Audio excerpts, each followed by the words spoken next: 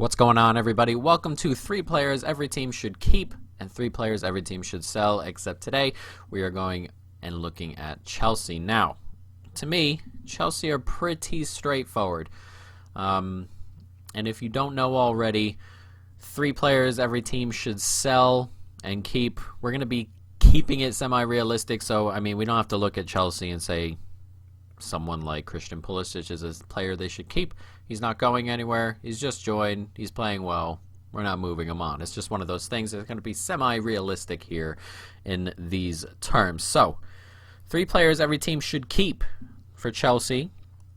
We're going to go ahead and jump right on into the midfield, and one being Jorginho. Now, there are a lot of rumors around that Chelsea would be willing to move Jorginho on. He hasn't been exactly brilliant since Frank Lampard has showed up. I think he doesn't really fit a position there that suits his abilities to his best, I think.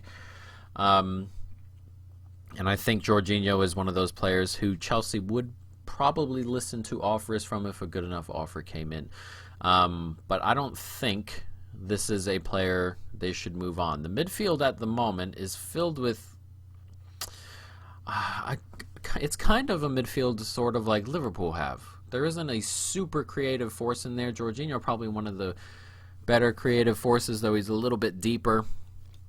There are a lot of hard-working, kind of move the ball across kind of players. Nothing super penetrative or anything like that. Jorginho probably falls into that. But I think Jorginho in a midfield like this is one of those players you should keep around while you kind of look for someone who's going to really light it up. They're obviously looking at Kai Havertz, a more forward-thinking midfielder to me, to kind of give that extra creativity that this midfield currently lacks. But I don't think that means we have to get rid of Jorginho right away. If it comes, later on that Jorginho doesn't really fit as well into this midfield going forward, then, maybe in January next summer you move him on. But I think it's someone who's too good to kind of move on a whim, that you want to bring in someone a little bit more creative and more forward-thinking, such as Kai Havertz. Number 2, Kanté. He's also on this list because he's another player who's been linked with a variety of different clubs. I think most clubs around the world would take a player like N'Golo Kanté. He is 29, but another player who's, when he's on and when he's playing his game and played in a position he suits, he is one of the better midfielders in the world. He's a brilliant ball winner, a tough player in midfield. I would personally play him a little bit deeper at the fulcrum almost. He can move the ball around pretty well, but he doesn't need to be ultra creative. If you have a creative midfielder and a player like Havertz and Kovacic beside him, and you can play Kanté deeper, I think that suits perfectly. Another player who hasn't played brilliantly or anything like that, though Chelsea's midfield, much like Liverpool's midfield, is more of a hard-working midfielder, kind of midfield instead of like a more creative one that you may get like with Manchester United, where they play Pogba and Fernandes, and they're both rather creative and they have a fulcrum there. I think Kanté needs to become the fulcrum and kind of get more creative players in front of him, and I think you get exactly what you need out of Kanté. There was this weird transition with Kanté where he went from that fulcrum to more of a box-to-box kind of player, a little bit more creative. Sarri was playing him pretty far forward sometimes, which doesn't, to me, suit him, as well as sitting deeper, but he's kind of now, since that's happened, he's kind of been stuck in limbo in terms of where he's best suited. We'll see what happens and going forward, of course, depending on what gets bought into Chelsea over the summer, but another player I don't think should be going anywhere.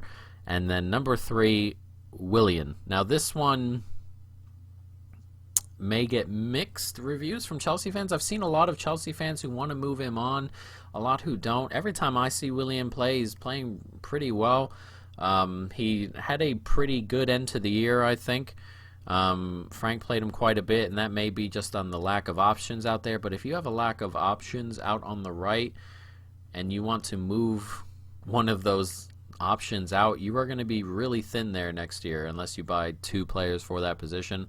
Ziyech can play out on that right-hand side, which I think he may sometimes, but I think having Willian on the in the squad would be a pretty large jump. Obviously, he's going to want his 3-year contract I think he's looking for now, and he's got other offers elsewhere, and I think some things are happening between him and Chelsea in terms of maybe getting an extension. We'll see, obviously, because he's going to get plenty of offers, Willian. But that's another player I think Chelsea should keep, if not for starting purposes, for at least, having that depth. And you won't have to go out and buy a new player because that, as I said, that side of the pitch is relatively thin. In terms of players they should sell, 3 of them here. This one's pretty easy, I think, for Chelsea here. I think, number 1, Batshuayi. There are just going to be too many strikers here for Batshuayi to play. He was already barely playing. I imagine they're trying to move him on. He's going to be 4th choice now behind Werner, Abraham, Giroud. For his own career, he should move on. Chelsea didn't pay a ton of money for him. They should probably find suitors around. The problem with Batshuayi is that it seems everybody just wants him in on loan.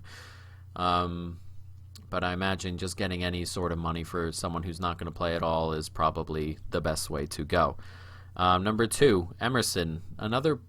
He's a pretty decent player, Emerson, and I don't want to knock Emerson or anything like that, but it looks like left back is something that Lampard is prioritizing, and if that is the case, either Emerson or Alonso have to go.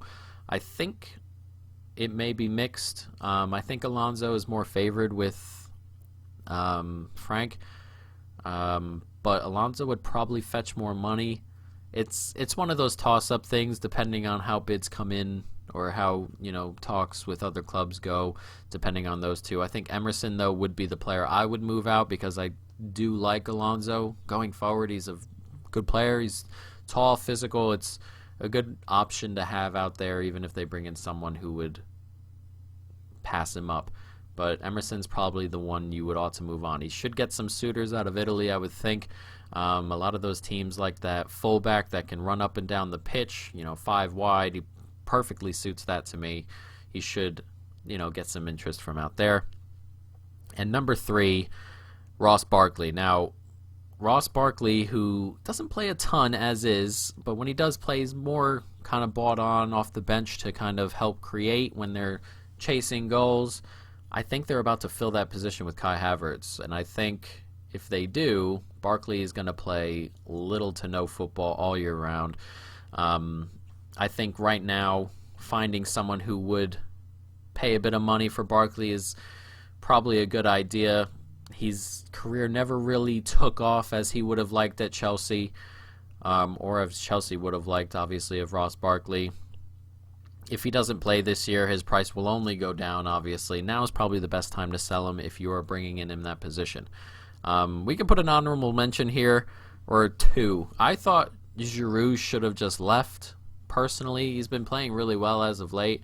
I thought Giroud's good enough to start other places. Every time he plays, he seems to score goals.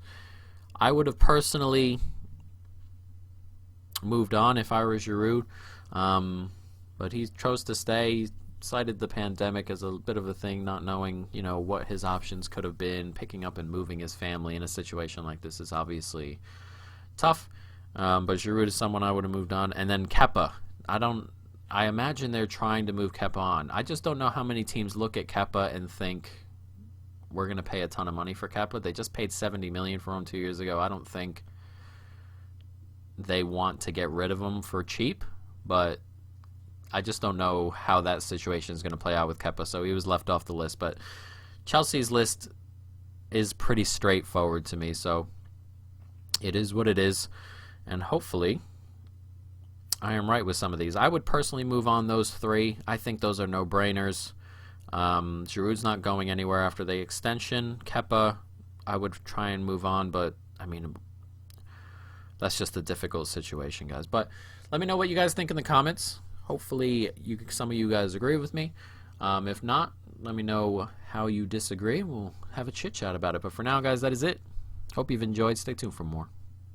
And peace.